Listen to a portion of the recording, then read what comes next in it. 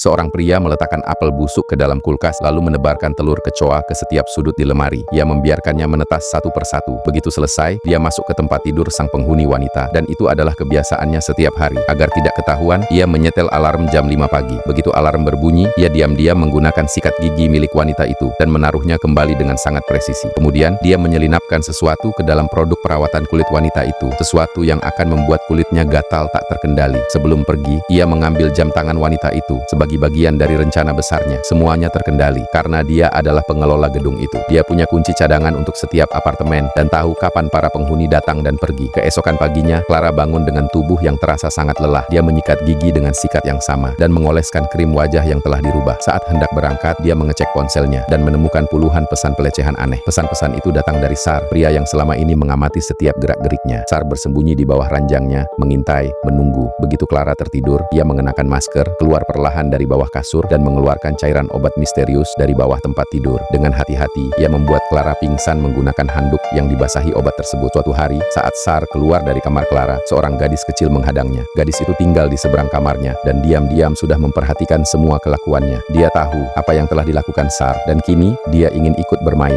Gadis itu menuntut $60 per hari atau dia akan melaporkannya. Tak punya pilihan lain, Sar terpaksa setuju. Beberapa waktu kemudian, Clara memanggilnya untuk memperbaiki saluran air yang mampet. Dengan senyum licik, Sar datang. Ia membersihkan saluran itu, lalu mengambil jam tangan Clara, melapisinya dengan cairan kimia agar rusak dan membuat temuan palsu seolah-olah jam itu ditemukan di dalam pipa. Malamnya, Sar kembali bersembunyi di bawah ranjang, mendengarkan Clara berbicara dengan pacarnya, mengumpulkan lebih banyak informasi pribadi, dan ketika Clara tertidur, ia kembali membuatnya tak sadarkan diri, menyebarkan lebih banyak telur kecoa di sekitar apartemen, dan meletakkan kembali apel busuk ke dalam kulkas. Seminggu berlalu, kesehatan Clara semakin memburuk, ia pusing, sering terjatuh, dan sakit kepala terus-menerus. Namun yang lebih mengerikan, telur-telur kecoa itu kini menetas. Clara menjerit ketakutan saat melihat kecoa itu merayap di mana-mana. Dalam kepanikan, ia berlari ke kamar mandi, tapi kecoa-kecoa itu sudah di mana-mana. Dengan ketakutan, ia berlari ke bawah untuk meminta bantuan pengelola gedung. Dan di tengah mimpi buruk yang ia alami, Sar hanya berdiri di sana, tersenyum puas. Ia menikmati kekacauan yang diciptakannya, melihat segalanya berjalan sesuai rencana.